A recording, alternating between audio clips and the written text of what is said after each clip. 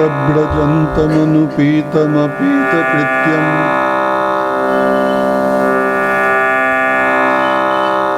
द्वैपायन विरह कातर आजुहाव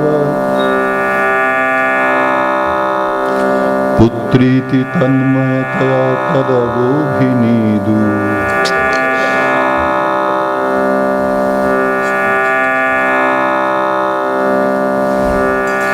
तं सर्वभूतहृदयं मुनिमानतस्मै जय रूप सनातन শ্রীজীব গোপাল ভট্টদাস রঘুনাথ আমি এই ছয় গোসাইর করি চরণ বন্দন যাহা হইতে বিঘ্ন নাশ অভীষ্ট পূরণ বদ্ধে বিতনুতি ভক্তিম मूर्खमावर्तयेत् श्रुतिं यत्कृपातमहं वन्दे प्राणगोपालकं प्रभुम्। श्रीशुकोवाच अनाराधितो नूनं भगवान् हरिरीश्वरः यन्नो विहाय गोविन्दः प्रीतो जामनयद्रः।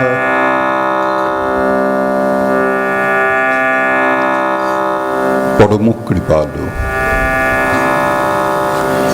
নিখিল রসিক ভকতগণ মুকুটমণি সেই পরমহংস চূড়ামণি পরম করুণ শ্রীল শুকদেব গোস্বামী চরণ ব্রহ্ম শাপাভিভূত মহারাজ অধিরাজ চক্রবর্তী পরীক্ষিত মহাশয় সমীপে সেই হস্তিনাপুর গঙ্গা তীরে যদৃচ্ছাক্রমে সমাগত হয়ে মহারাজ পরীক্ষিতের ঐকান্তিক প্রশ্নের উত্তর প্রদান করবার জন্য পরিবেশন করলেন নিখিল শাস্ত্র মথিত নবনীত বেদব্যাসের মহাতপস্যার ফলস্বরূপ অভিন্ন শ্রীকৃষ্ণ বিগ্রহ শ্রীমদ্ভাগবতম।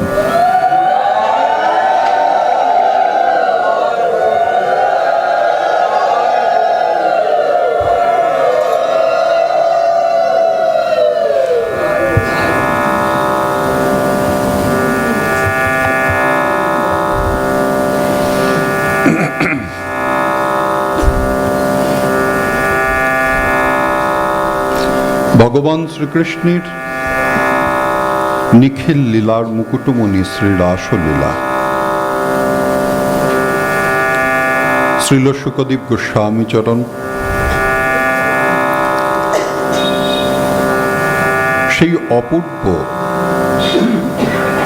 যে লীলা যেখানে ভগবান শ্রীকৃষ্ণের যুগপৎ ঐশ্বর্য এবং মাধুর্যের বহিঃপ্রকাশ সেই রাসলীলার কথা বর্ণনা করছেন। গতকাল আমরা আস্বাদন করছিলাম রসরাজ তিনি রাসস্থলী থেকে অন্তর্হিত হয়েছেন কৃষ্ণ বিরহ কাতরা ব্রজসুন্দরী বৃন্দ তারা সেই অরণ্যে ভ্রমণ করে করে শ্রীকৃষ্ণের সেই সুপরিচিত চরণচিহ্ন তারা অবলোকন করলেন।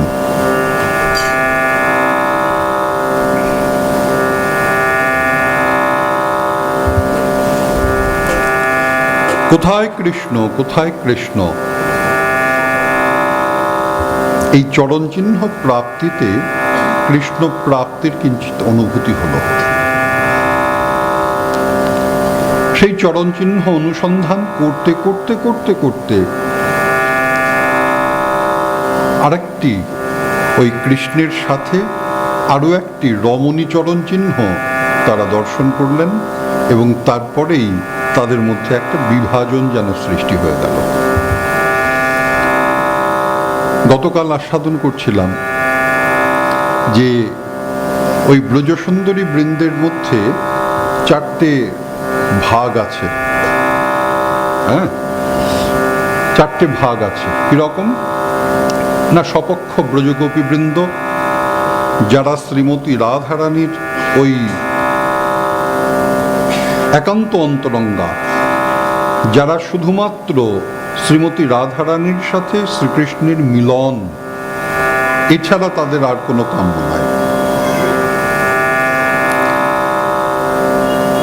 আর এক শ্রেণীর ব্রজগোপী, তারা শহীদ পক্ষা, তারা শ্রীমতী রাধারানীর যুথে হয়তো নাই, কিন্তু ওই শ্রীমতী রাধারানী যে গোপীবৃন্দের মধ্যে সর্বশ্রেষ্ঠা, সেই অনুভূতি তাদের আছে। আর শুধু তাই নয়, ওই শ্রীমতী রাধারানীর সাথে কৃষ্ণের মিলনে কৃষ্ণ যে সর্বশ্রেষ্ঠ আনন্দ লাভ করেন সেটা তারা জানেন। তা সেই কারণে এই যুগল মিলনাত্মক যে সংবাদ, সেই সংবাদ তাদের আনন্দ দান করে। আর এক শ্রেণীর ব্রজগোপী, তারা তটস্থা, তারা শুধুমাত্র কৃষ্ণৈকনিষ্ঠা, তারা কৃষ্ণ ছাড়া কিছু জানেন না, কৃষ্ণ ছাড়া তাদের ওই অন্য কোথাও মনোযোগ নাই। আর ওই সপক্ষা আর একটা শ্রেণী আছে, ওই প্রতিপক্ষ। হ্যাঁ, তারা কিরকম না, সেই তাদের মধ্যে ওই কৃষ্ণের সাথে সাক্ষাৎ মিলনের আকাঙ্ক্ষা, এটাই তাদের প্রধান উপজীব্য। শুধু তাই নয়, ওই শ্রীমতী রাধারানীর সাথে কৃষ্ণের মধ্যে যেন ব্যবধান সৃষ্টি করাই তাদের কাজ। হ্যাঁ, কিন্তু ঘটনাটা কি, যে যেখানে যা করছে যুগল মিলনের জন্য করছে। শ্রীধাম বৃন্দাবনে ওই পরমপি তদাস্বাদমপি চ, হ্যাঁ, ওই যে বর্ণনা করলেন গোস্বামীপাদ, পরমপি তদাস্বাদমপি চ। শোনো, ওই যে শ্রীধাম বৃন্দাবন, এটা যদিও গোলক বৃন্দাবনের বর্ণনা, তা গোলক বৃন্দাবন এবং ভৌম বৃন্দাবন অভিন্ন। তা পরমপি তদাস্বাদমপি চ, সেখানে একমাত্র আস্বাদন কি না, সেখানে একমাত্র আস্বাদন হচ্ছে ওই পরম আস্বাদন। তা সেখানে আমাদের শ্রীজীব গোস্বামীপাদ তিনি বর্ণনা করলেন, পরয়া রময়া শ্রীর রাধয়া সহ বর্তমানম ইতি পরমা। কৃষ্ণকে যখন তখন এই পরম শব্দ বা আস্বাদনকে যখন সখন এই পরম শব্দের দ্বারা বিভূষিত করা যাবে না। তিনি অখিল রসামৃত মূর্তি, তিনি কর্তুম অকর্তুম অন্যথা কর্তুম সামর্থ্যের অধিকারী, তিনি স্বয়ং ভগবান, তিনি অনন্ত ঐশ্বর্য, অনন্ত মাধুর্যের অধিকারী। সব জানি, সব ঠিক আছে, কিন্তু আমার হাতের নাগালে যদি না থাকে, সবই যে আমার জন্য সব তো বেকার হয়ে যায়, আমার জন্য তো সমস্ত কিছু অর্থহীন হয়ে যায়। মুকেশ আম্বানি ভারতবর্ষের হয়তো সবচাইতে ধনী ব্যক্তি, তার হাজার হাজার কোটি টাকা, লক্ষ কোটি টাকা থাকতে পারে, তোমার কি হে?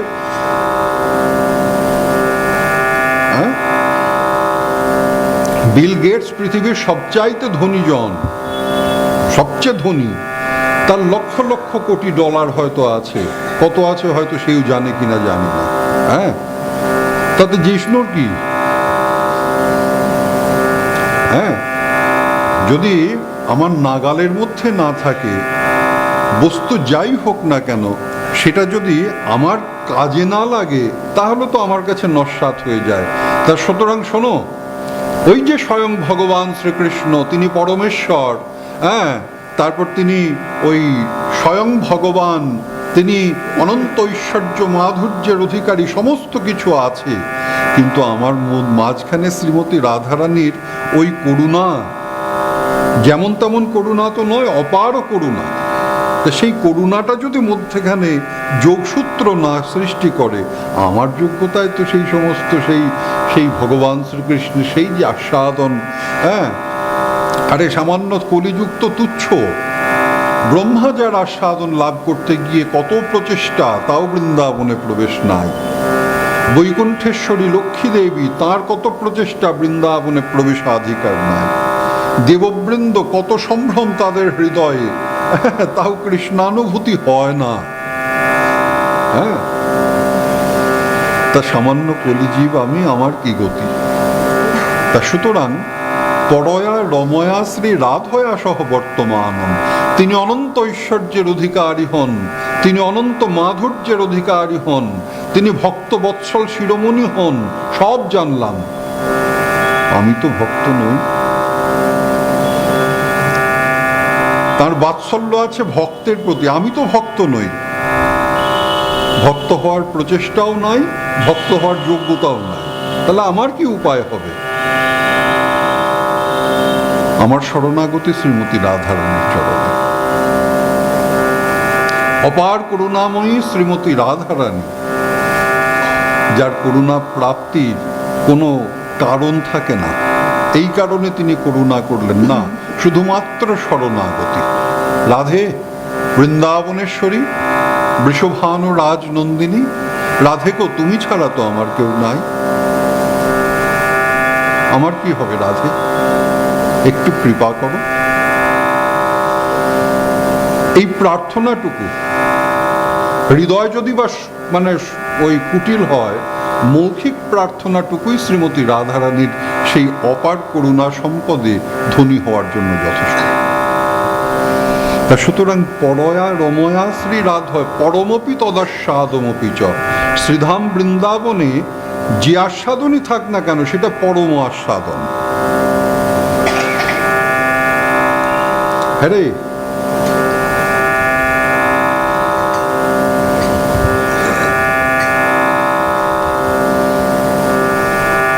কীর্তিদা বল সই। রাধা শুনলাম খুব ভালো রান্না করে। হ্যাঁ রে, এতটুকু শিশু জানিস, খুব সুন্দর। শোন না, আমাদের কি রান্না খেতে রাধার রান্না আমরা তোরাই কি শুধু আস্বাদন করবি? আমরা কি রাধার রান্না আস্বাদন করব না? নিশ্চয়ই নিশ্চয়ই। তাহলে আগামী দিনে আয়, তোদের তাহলে আগামী দিন না, এক কাজ কর, তুই সকালবেলা রাধাকে নিয়ে চলে আসবি, কেমন? মা জানেন তার রন্ধন যত শ্রেষ্ঠই হোক, রাধা হচ্ছে ওই সর্বশ্রেষ্ঠা। হ্যাঁ, যে প্রেমাস্পদ, যার হৃদয়েতে প্রেম যত বেশি, তার রন্ধন আস্বাদন করলে পরমায়ু বৃদ্ধি হয়, শাস্ত্রে বর্ণনা করা আছে। হ্যাঁ, প্রেমাস্পদ জনের রন্ধন আস্বাদন করলে পরমায়ু বৃদ্ধি হয়। শুধু তাই নয়, মার হৃদয়ে এই অনুভূতিও আছে যে এই রাধা কৃষ্ণের প্রতি, কৃষ্ণ রাধার প্রতি বিশেষ ভাবের দ্বারা আকৃষ্ট, আবদ্ধ। অনুভব করেন, প্রকাশ করেন না। তার বাৎসল্য ভাবোচিত যে গাম্ভীর্য, তার বাৎসল্য ভাবোচিত যে সীমানা, সেই সীমানাকে অতিক্রম করেন না, কিন্তু জানেন সব। মূল লক্ষ্য কি না, ওই রাধা আসলেই আমার কৃষ্ণ সেদিন আর হয়তো গোষ্ঠে আর যাবে না। হ্যাঁ, রন্ধন করতে আসলেই আগে ঠিক কৃষ্ণ বলবে যে আজকে আমার শরীর ভালো লাগছে না। হ্যাঁ, আর তারপর যেখানেই রাধা থাকবে একটু পরে পরেই কৃষ্ণ এসে মা বলে ডাকবে। পরমপি তদাস্বাদমপি চ, ক্ষেত্রটা বাৎসল্য রসের আঙিনা। এখানে বাৎসল্য রসের আজকের দিন তো নয়। হ্যাঁ, সেখানে পিতামাতার প্রতি যে বিশেষ শ্রদ্ধা প্রকাশ, তার যে একটা বিশেষ অবস্থান আছে, ওই যে সামাজিক যে মর্যাদাবোধ যেখানে পূর্ণ অটুট। হ্যাঁ, তো সেই যে বিশুদ্ধ বাৎসল্য রসের যে আঙিনা, সেখানেও মধুর রসের প্রবেশ।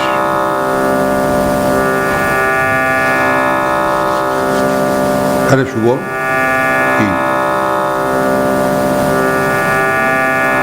একটা জিনিস লক্ষ্য করেছিস? কি বলতো? না, বিষয়টা অত্যন্ত বিশেষ। কি ব্যাপার? আমি যখন গোষ্ঠে যাই তখন দেখেছিস এই ব্রজসুন্দরীরা কেমন ভাবে আমার থেকে তাকিয়ে থাকে, ফ্যালফ্যাল ফ্যালফ্যাল করে। আগে তো এমন দেখিনি। শ্রীদাম তো একটু জ্যেষ্ঠ। শ্রীদাম বললেন, কৃষ্ণ তুই দেখিস নি, কিন্তু ওরা আগে থাকতেই দেখত। তাই কেন রে? বলবো না, বলবো না। বল না ভাই, বল, এই বল না।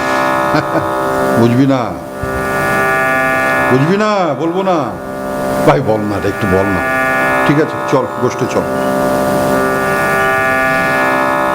হৃদয়ের ভাবের আদান প্রদানে সর্বত্র এই ভাবটা প্রকাশিত। হ্যাঁ, পরমপি তদাস্বাদমপি চ। এবং এবার মধুর রসের আঙিনায় ওই বৃন্দাবনে কত প্রকারের ব্রজগোপী রয়েছেন, কেউ সুহৃদ পক্ষে রয়েছেন, কেউ প্রতিপক্ষে রয়েছেন, কিন্তু তাহলে কি হবে, সকলেই শ্রীমতী রাধারানীর কায়গুহর। মূল হচ্ছেন শ্রীমতী রাধারানী।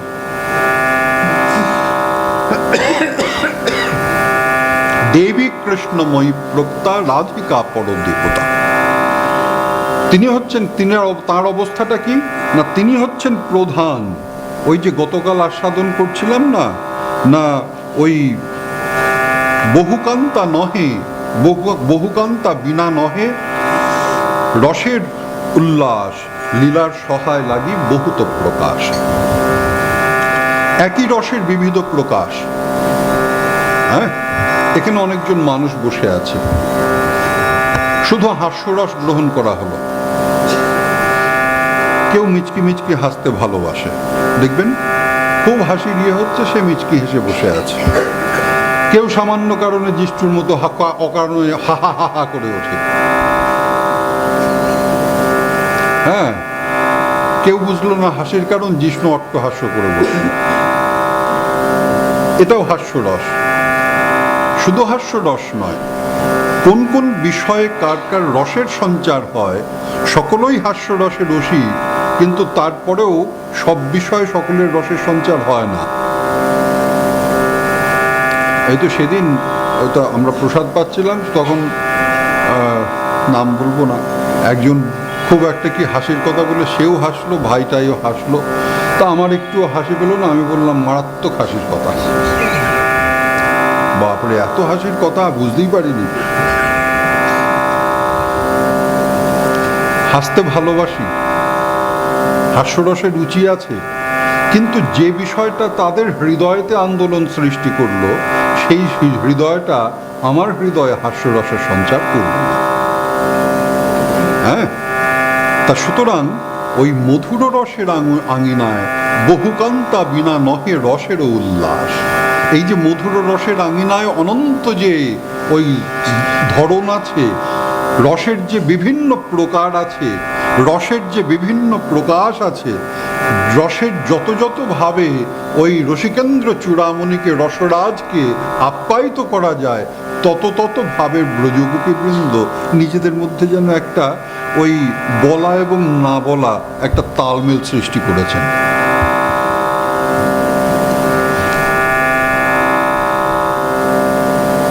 রাধা চন্দ্রাবলী উভে শ্রীধাম বৃন্দাবনে কারা প্রধানাকে না, শ্রীমতী রাধারানী এবং চন্দ্রাবলী। তিনি প্রতিপক্ষা যে নায়িকাবৃন্দ আছেন তাদের মধ্যে তিনি সর্বশ্রেষ্ঠা। হ্যাঁ, শুধুমাত্র চন্দ্রাবলী দেবী তিনি প্রতিপক্ষা নায়িকা তা নন। যারা শুধুমাত্র কৃষ্ণের সাথে অঙ্গসঙ্গ প্রার্থনা করে তারা সকলেই প্রতিপক্ষা নায়িকা। যাদের হৃদয়েতে শুধুমাত্র কৃষ্ণের সাথে মিলন ও আকাঙ্ক্ষা রয়েছে তারা হচ্ছেন প্রতিপক্ষা নায়িকা। হ্যাঁ, তারা সব সময় প্রার্থনা করে যে কৃষ্ণ আমার সাথে মিলিত। তো এমন যে একটা অবস্থা, তাদের মধ্যে সর্বশ্রেষ্ঠা হচ্ছেন চন্দ্রাবলী দেবী। এখন এই চন্দ্রাবলী দেবীকে বলছেন ইনিও শ্রীমতী রাধারানীর কায়গুহ স্বরূপ।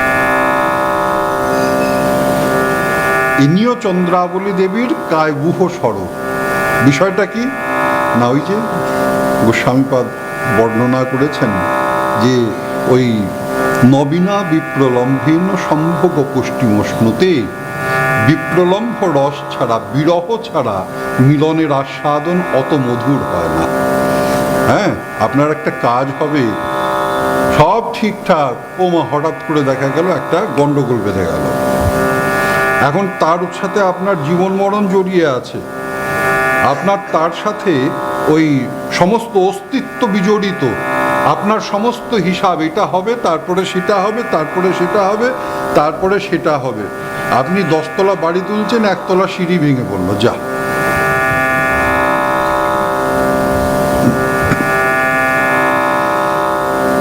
হ্যাঁ, এমন যে একটা অবস্থা, এই যে এমন একটা উৎকণ্ঠাপূর্ণ অবস্থা, এরপরে যখন সুসম্পন্ন হলো, নানা টেনশন, আর কোনো শেষ পর্যন্ত আশাহীন, হ্যাঁ, আর কোনো আশা, এই কথাগুলো আমরা শুনে অভ্যস্ত। জানেন প্রভু, একটা সময় তো মনে হলো আর কোনো আশা নাই। তারপর আমার এক বন্ধু ফোন করলো। বন্ধু ফোন করার পর, এই তো সেদিন জগদীশদা বলছিল, বললো আমি ভুল করে আরেক জায়গায় ফোন করেছি, তারপর তার থেকে আমার উপকার হলো। তুমি সেদিন বলছিলে না, জগদীশদার একটা বিশেষ কাজ, কোনো আশা নাই, ভীষণ টেনশন, একজনকে ফোন করতে আরেকজনকে ফোন করেছে। আরে আমাকে তোমাকে ফোন করেছে, আমি তো ভুল করেছি, কি ব্যাপার কি? আমার এমনটা, সে দিল সাহায্য করে, কার্য উদ্ধার। হ্যাঁ, তা প্রতিনিয়ত আমাদের জীবনে এগুলো হয়। তা এরপরে যখন মিলনটা হয়, প্রাপ্তিটা হয়, তখন সেই প্রাপ্তির আনন্দ কিন্তু বহুগুণ অধিক হয়ে যায়। সাধারণ স্বাভাবিকভাবে প্রাপ্তিতে একটা আনন্দ, আর এই নানা উৎকণ্ঠা, নানা ইত্যাদির পরে যে প্রাপ্তি, সেটার একটা আরেক রকমের উৎকণ্ঠা। আমার পিতা প্রভু বলতেন যে, শোন, জীবন যুদ্ধ না করে যারা সাফল্য পেয়েছে, তারা সাফল্যের মজা পায় না। আমার পিতা প্রভু বলতেন, যারা জীবন যুদ্ধ না করে সাফল্য পেয়েছে, তারা সাফল্যকে এনজয় করতে পারে না, আনন্দ সেই তাড়ি উপভোগ করা, সেটা তাদের পক্ষে সম্ভব না। তা এখানেই ওই লীলাশক্তির, এরা তো নিত্যসিদ্ধা পরিকর, তা লীলাশক্তি, দেবী যোগ মায়া, এরা সকলে স্বকীয়া, পরকীয়া নয়। এরা সকলে ওই ভগবান শ্রীকৃষ্ণকে আনন্দ দান করবার জন্যই তারা বিচরণ করছেন। সৃষ্টি বলা যাবে না, সৃষ্টি বললেই জানতে হবে তার পূর্বে ছিল না। হ্যাঁ, নিত্য বস্তু তো, ত্রিকাল সত্যত্বম নিত্যত্বম, ভূত অনন্ত, ভূত ভবিষ্যৎ, অনন্ত ভবিষ্যৎ এবং বর্তমানে যে বস্তু বিরাজিত, তাকে বলে নিত্য বস্তু। ধ্বংস প্রাগভাব রহিতত্বম নিত্যত্বম, যার ধ্বংসাভাব নেই, যার প্রাগভাব নেই, সেটা হচ্ছে নিত্য বস্তু। তাই সমস্ত কিছু নিত্য, ধাম নিত্য, প্রভু ভগবান স্বয়ং নিত্য, তার ধাম নিত্য, তার পরিকর নিত্য, তার সমস্ত লীলা নিত্য, তার প্রকট লীলা নিত্য, তার অপ্রকট লীলা নিত্য, সমস্ত কিছু একটা নিত্য অবস্থা।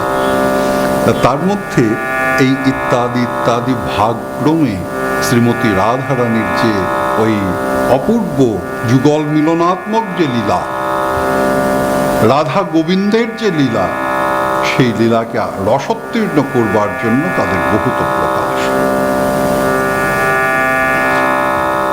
সখীর স্বভাব এক অকথ্য কথন, কৃষ্ণ সহ নিজ লীলায় সখীর নাহি মন। কৃষ্ণ সহ রাধিকার লীলা যে করায়, নিজ কেলি হইতে তাহে কোটি সুখ পায়। রাধার স্বরূপ কৃষ্ণ প্রেম কল্পলতা, সখীগণ হন তার পল্লব পুষ্প পাতা। কৃষ্ণ লীলামৃতে যদি লতারে সিঞ্চয়, নিজ শেখ হইতে পল্লবাদ্যের কোটি সুখ হয়।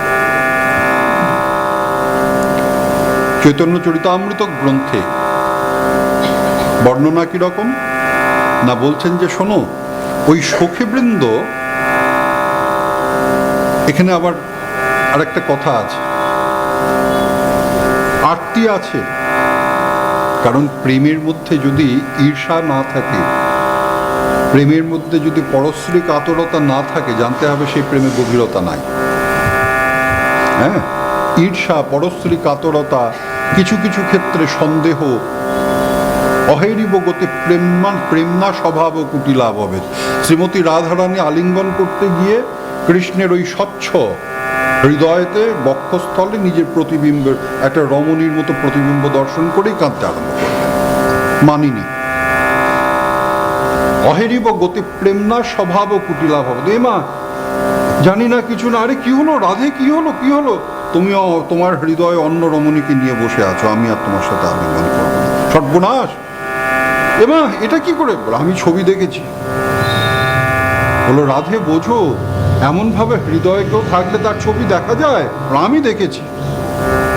আমি দেখেছি তোমার পক্ষে অন্য রমণীর ছবি দেখেছি, তুমি তাকে হৃদয়ের ভেতরে ভরে রেখেছো, তুমি তোমার হৃদয়ে আমার স্থান নাই, অন্য রমণীর স্থান। স্বভাব কুটিলাভ হবে, এমনিতেই বিপর্যস্ত। মাদনাক্ষ মহাভাব স্বরূপের বহিঃপ্রকাশে শ্রীকৃষ্ণ এমনিতেই বিপর্যস্ত।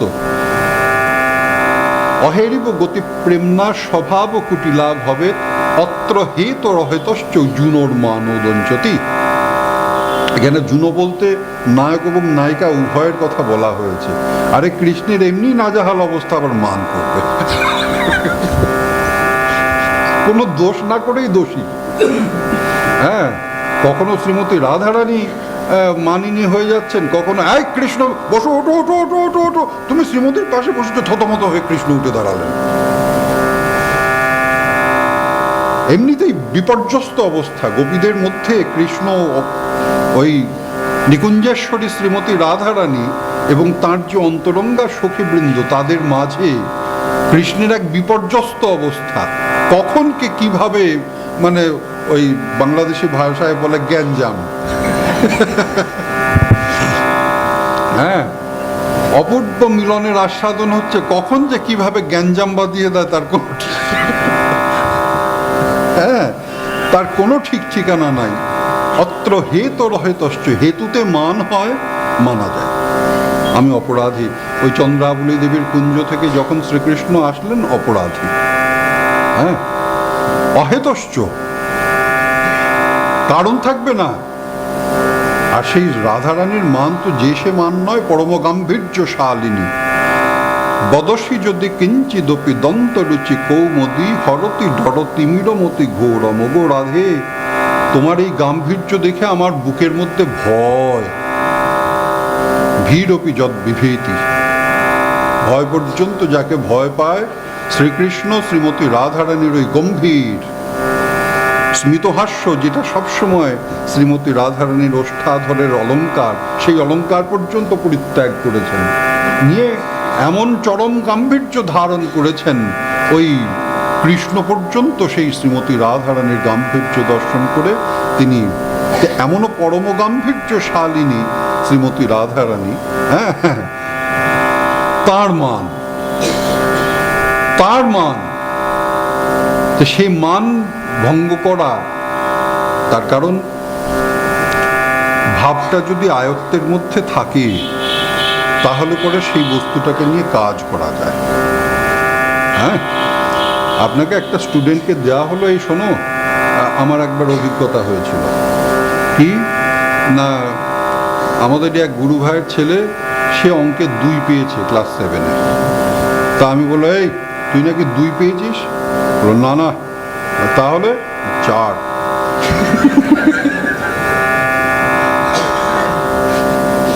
অঙ্কে 4 পেয়েছে, আমি 2 বলাতে তার খুব সম্মানে লেগেছে। তারপরে ঠিক হলো, সে তার আমার কাছে নাকি অঙ্ক করবে। তো অঙ্কে আমিও কোনো কালে খুব একটা ভালো ছিলাম না, আজও হিসাবে ভালো না। তো যাই হোক, তাতে নেই, সে তো আমি পড়াতে বলে, ঠিক আছে, আমি তো পাশ করে গিয়েছি, মাধ্যমিক পাশ করেছি, তাহলে পরে পড়াতে পারবো। ও মা, সে অঙ্কগুলো করতে গিয়ে দেখি এগুলো তো নতুন নতুন লাগছে। হ্যাঁ, যাই হোক, শেষ পর্যন্ত আমি কয়েকদিন পড়িয়ে রণে ভঙ্গ দিলাম, বললাম যে না রে, আমার দ্বারা অঙ্ক হবে না, আমার দ্বারা অঙ্ক হবে না। সিলেবাসটা যদি আমার জানা থাকতো, তাহলে পরে আমি সেটা নিয়ে চর্চা করতে পারতাম, সেটা নিয়ে আমি প্রচেষ্টা নিতে পারতাম। তিনি মদনাক্ষ মহাভাবে রয়েছেন, মাদনাক্ষ করেছে মান।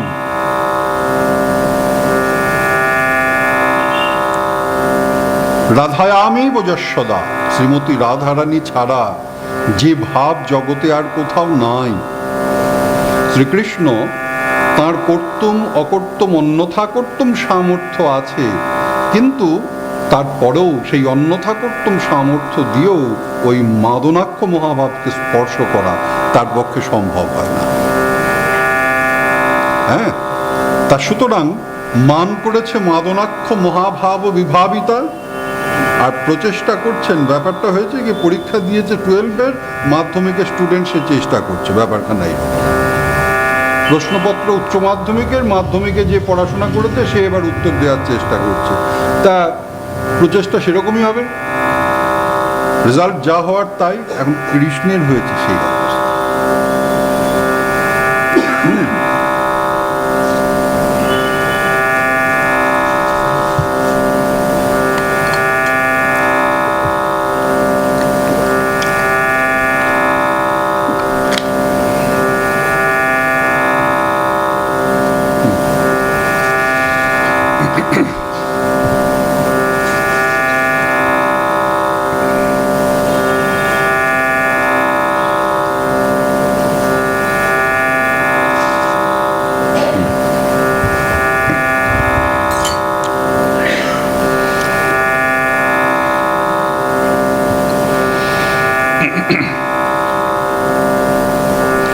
পরমপি তদাস্বাদমপি চ, সেখানকার যে আস্বাদন ব্যাপারটা কিরকম না, কৃষ্ণ সহ নিজ লীলায় সখীর নাহি মন। এই সখীবৃন্দ যারা কৃষ্ণকে চাইছেন প্রত্যক্ষ রূপে, ব্যাপারখানা যেন এমন, ওই যে ঈর্ষা কাতরতা, যে কথাটা আমরা আস্বাদন করছিলাম, ঈর্ষা কাতরতা, সন্দেহ, তারপর ইত্যাদি ইত্যাদি, এগুলো ওই প্রেমের অলঙ্কার। এগুলো যেখানে নাই, জানতে হবে সেখানে প্রেমের গভীরতা নাই। হ্যাঁ, তো এই যে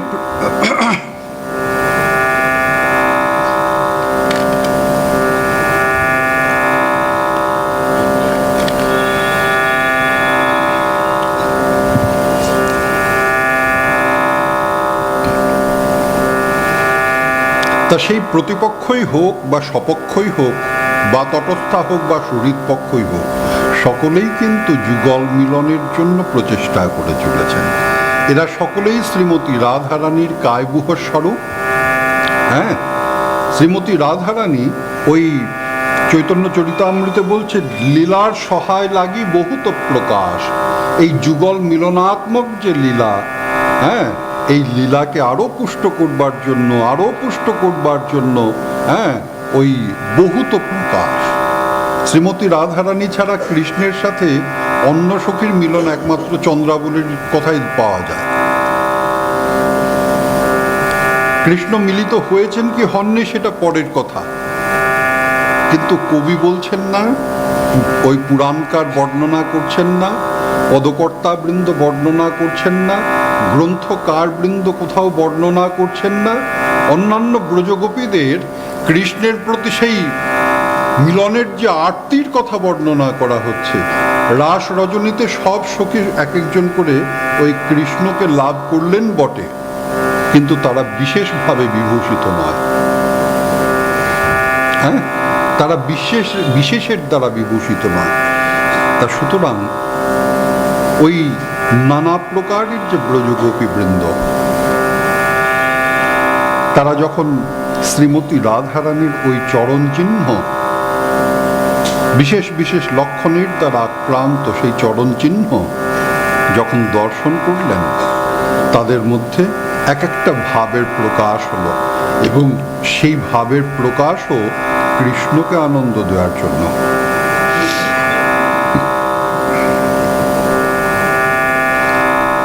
কৃষ্ণ নিজে বর্ণনা করেছেন, যখন প্রত্যাবর্তন করলেন, হ্যাঁ, যখন গললগ্নি কৃতবাস হয়ে তাসাম আবির্ভুবচ্ছৌরী স্বয়মাস ময়মানং মুখাম্বুজম, ওই সব শেষে যখন ব্রজগোপী বৃন্দ যখন গোপীগীত কীর্তন করলেন, হ্যাঁ, তাদের রোদন সঙ্গীত কলা, শুকদেব গোস্বামী চরণ বলেছিলেন, যাগো মহারাজ, তুমি জগতে বহু নায়িকার কথা শ্রবণ করে থাকবে, কিন্তু এমন কোন নায়িকার কথা শ্রবণ করেছ যার ক্রন্দন, যার রোদন পর্যন্ত সঙ্গীতের আখ্যা পেয়েছে? নয়ন জলে ভেসে ভেসে ব্রজগোপী বৃন্দ কাঁদছেন আর কৃষ্ণের উদ্দেশ্যে প্রার্থনা ওই নিবেদন করছেন। জগৎবাসী বললেন গোপী গীত। হ্যাঁ, শুকমুনি বলেছিলেন, মহারাজ, এখানেই ব্রজগোপীদের বিশেষত্ব। কোথায় জানো না, তাদের রোদন যে ক্রন্দন, সেটাও সঙ্গীতের আখ্যা পায়। তাদের রোদনটা কিরকম না, রোদন ও সঙ্গীত কলা। জগতে আর কোনো নায়িকা, জগতে আর কেউ কোনো রমণী এমন বিশেষ ভাবের বহিঃপ্রকাশ ঘটিয়ে দেখাতে পারেননি। তখন ভগবান শ্রীকৃষ্ণ রসিকেন্দ্র তিনি ওই বললেন যে শোনো, আমি তোমাদের নিকটেই ছিলাম, তোমাদের যে ব্যবহার, তোমরা যে আমার বিরহে কান্নাকাটি করছো, তোমরা যে আমার বিরহে ব্যাকুলা হয়েছ, আমি কিন্তু সব দর্শন করেছি। আমি তোমাদের ছেড়ে কোথাও যাইনি, বেশি দূরে যাইনি, আমি তোমাদের নিকটেই ছিলাম।